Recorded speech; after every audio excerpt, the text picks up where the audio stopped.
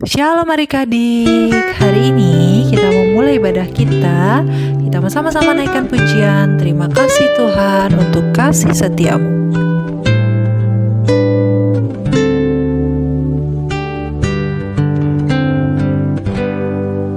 Terima kasih Tuhan untuk kasih setiamu yang ku alami dalam hidupku. Terima kasih Yesus untuk kebaikan-Mu sepanjang hidupku. Terima kasih Tuhan untuk kasih setiamu yang ku alami dalam hidupku. Terima kasih Yesus untuk kebaikan-Mu sepanjang hidupku. Terima kasih Yesusku buat anugerah yang Kau beri, sebab hari ini Tuhan adakan syukur bagimu. Terima kasih Yesusku buat anugerah yang Kau beri, sebab hari ini Tuhan adakan syukur bagimu. Sebab hari ini Tuhan adakan syukur bagimu. Oh, sebab hari ini Tuhan adakan syukur bagimu.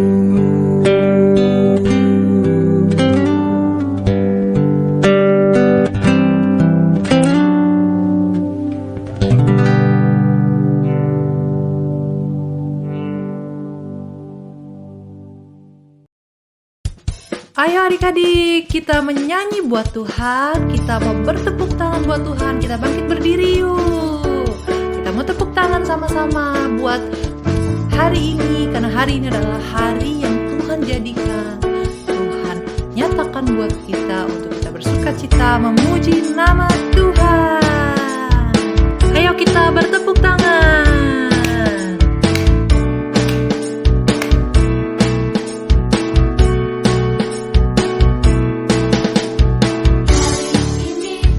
Hari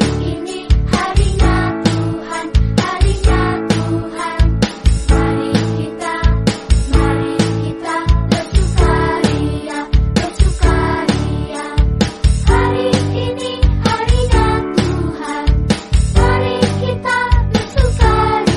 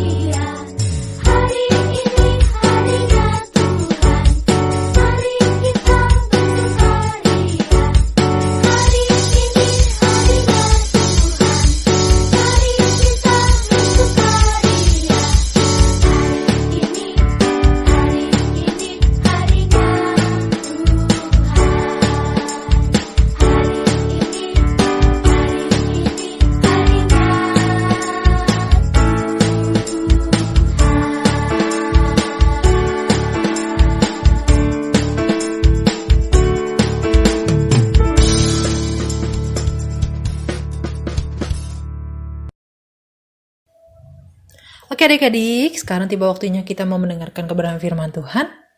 Yuk kita mau siapkan Alkitabnya, siapkan alat tulisnya, kita mau berdoa dulu ya.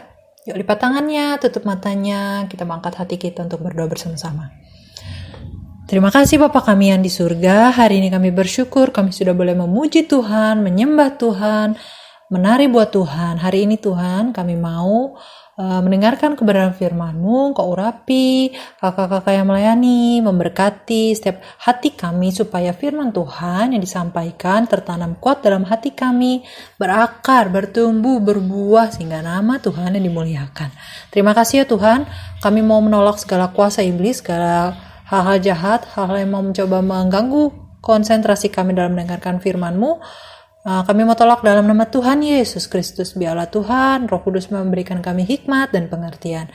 Dalam nama-Mu kami berdoa dan mengucap syukur. Haleluya. Amin.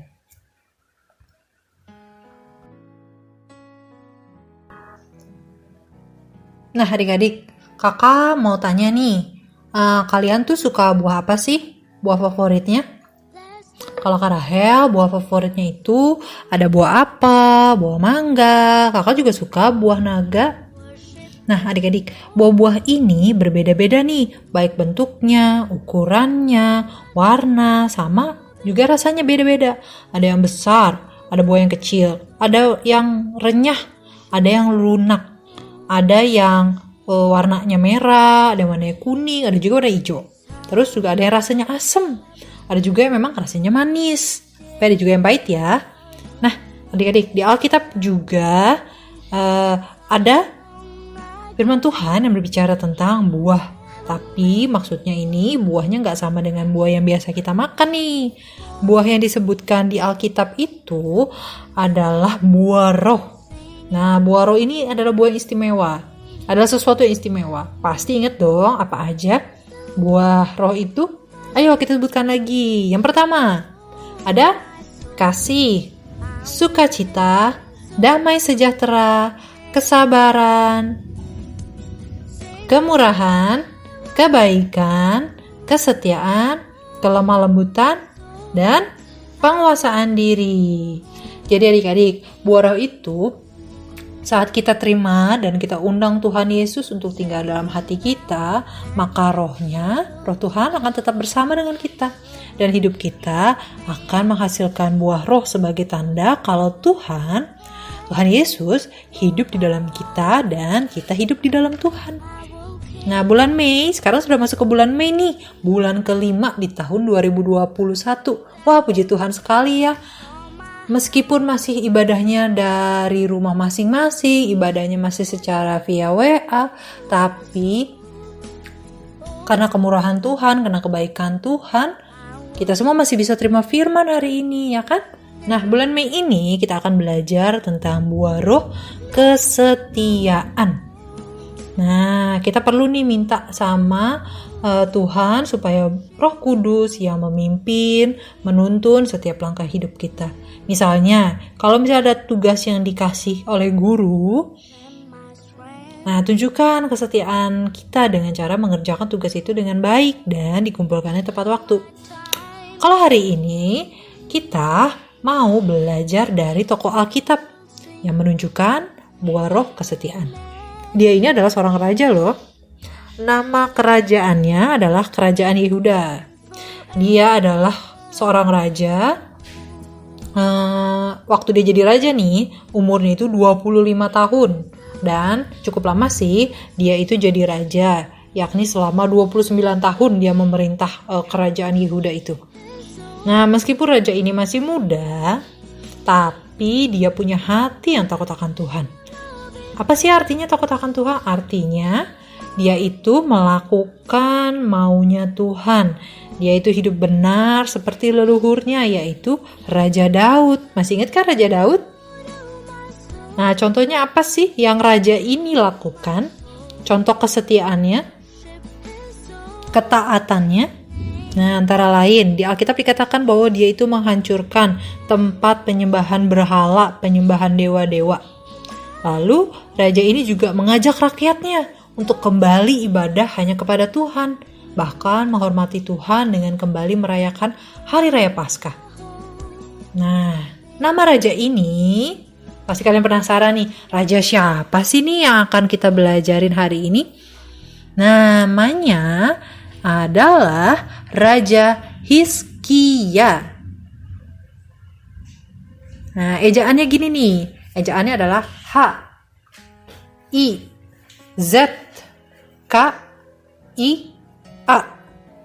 Hizkia. Yuk sebut sama-sama yuk. Raja Hizkia.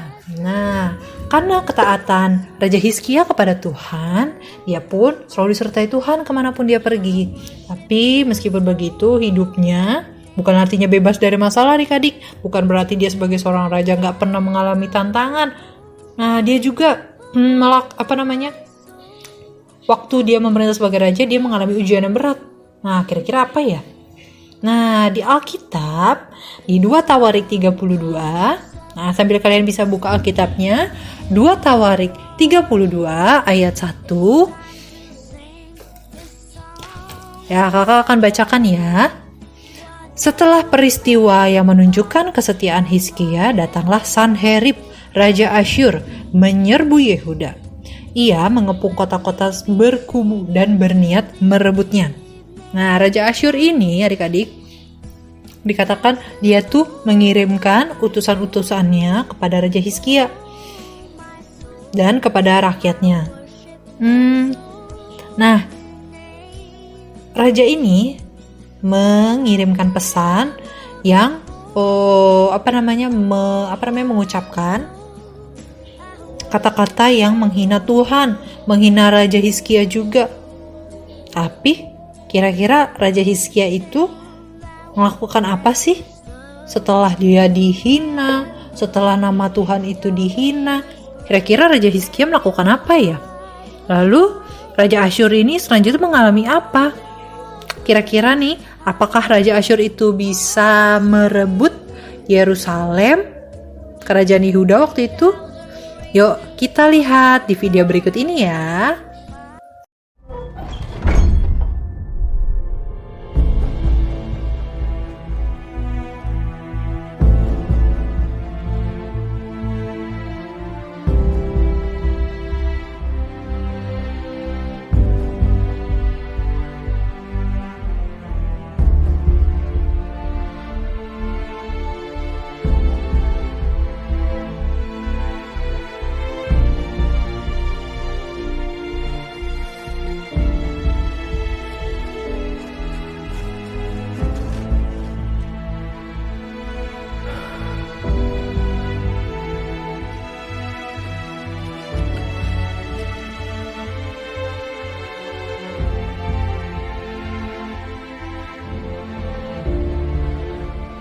Allah Israel yang duduk di atas kerub-kerub. Engkaulah satu-satunya Allah yang benar atas semua kerajaan di bumi. Dengarlah perkataan Sanherib yang mencela Allah yang hidup.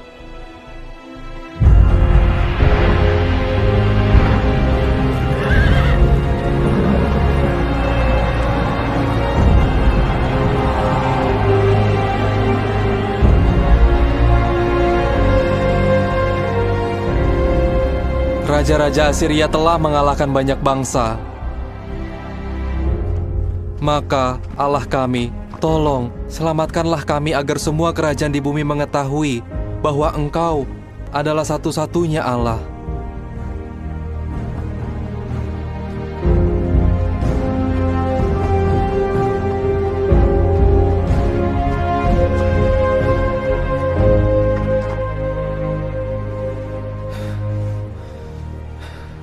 Ada berita dari Yesaya. Iya tuanku, dia berkata mengenai Raja Assyria. Putri Zion memandang rendah engkau, ia mengejek engkau. Putri Yerusalem menggelengkan kepalanya. Siapa yang kau ejek dan hina? Itu adalah pribadi kudus Israel. Kemarahan dan aumanmu telah sampai ke telingaku. Aku akan memasang kait di hidungmu dan kekang di bibirmu, dan aku pasti menggiringmu pulang.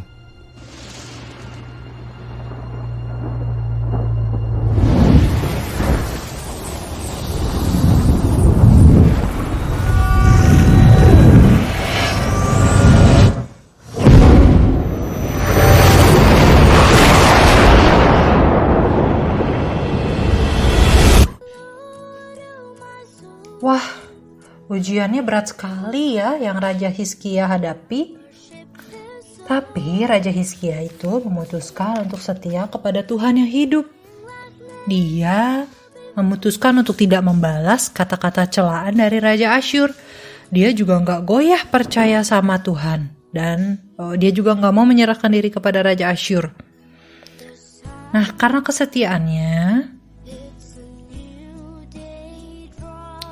Raja Hizkia kepada Tuhan, Alkitab mengatakan di 2 Raja-Raja 19, sama-sama buka ya, 2 Raja-Raja 19 ayat 32. Nah, ini dia. Karena Raja Hizkia memutuskan untuk tidak membalas kata-kata dari Raja Asyur. Terus dia saat terima surat yang berisi kata-kata hinaan kepada Raja Hizkia dan kepada Tuhan, dia datang sama Tuhan, dia datang ke rumah ibadah. Nah, Alkitab mengatakan begini ya, sudah ketemu 2 Raja-Raja 19 ayat 32, karena bacain ya, inilah yang Tuhan berikan pertolongan. Kakak akan bacakan. Sebab itu beginilah firman Tuhan mengenai Raja Asyur. Ia tidak akan masuk ke kota ini dan tidak akan menembakkan panah ke sana. Juga ia tidak akan mendatanginya dengan perisai dan tidak akan menimbun tanah menjadi tembok untuk mengepungnya. Ayat 33, melalui jalan dari mana ia datang, ia akan pulang. Tetapi ke kota ini ia tidak akan masuk. Demikianlah firman Tuhan. Ayat ke-34, dan aku akan memagari kota ini untuk menyelamatkannya. Oleh karena aku dan oleh karena Daud hambaku. Nah, di ayat selanjutnya dikatakan, maka pada malam itu keluarlah malaikat Tuhan, lalu dibunuhnya lah 185.000 orang di dalam perkemahan Asyur. Keesokan harinya pagi-pagi tampaklah semua bangkai-bangkai orang-orang mati belaka. Sebab itu berangkatlah Sanherib Raja Asyur dan pulang. Lalu tinggallah ia di Niniwe. Nah adik-adik, di akhir hidupnya Raja Asyur karena mencela Tuhan dan hambanya, dia akhirnya matinya itu dibunuh sama keluarganya.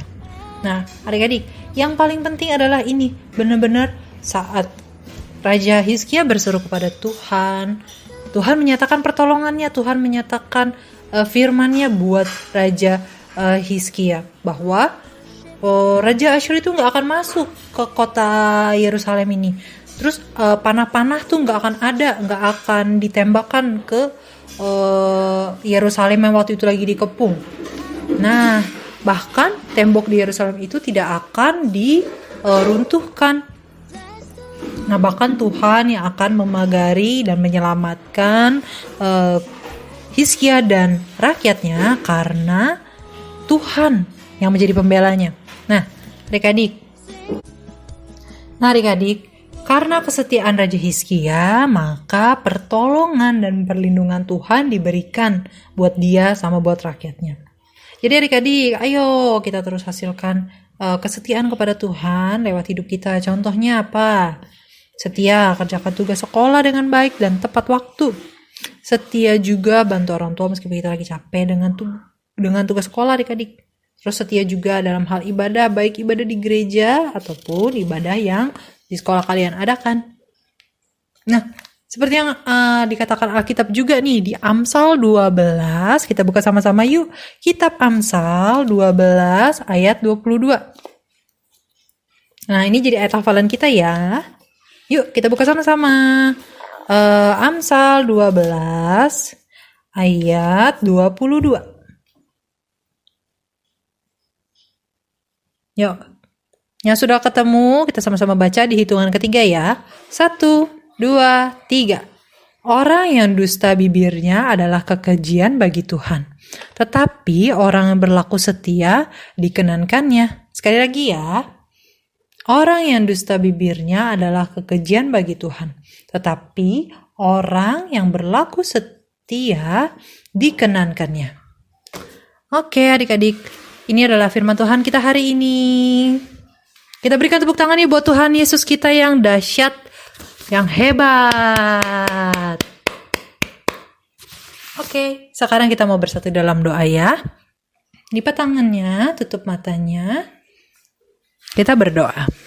Tuhan Yesus yang baik, hari ini kami bersyukur, berterima kasih untuk firman-Mu hari ini yang mengajarkan kami untuk kami terus menghasilkan buah roh, yakni kesetiaan.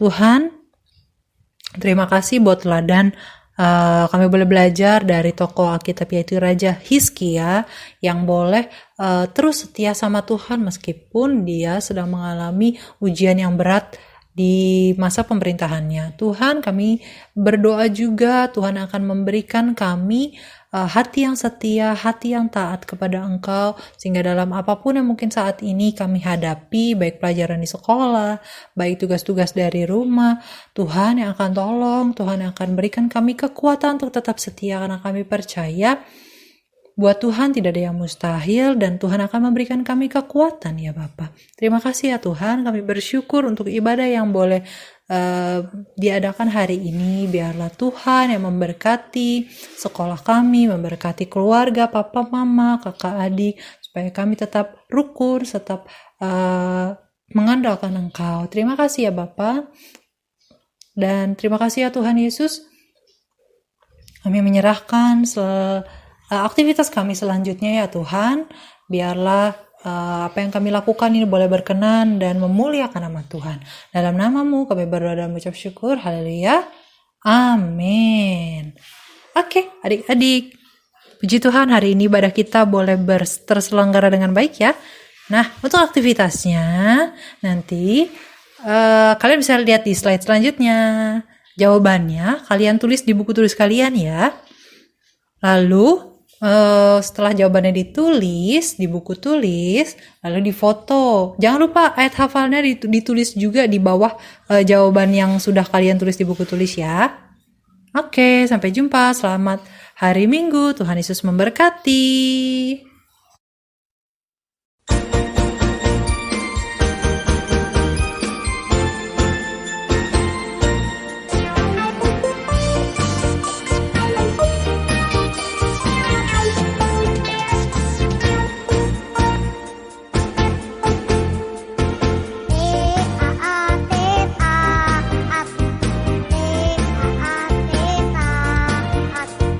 Saya mau pergi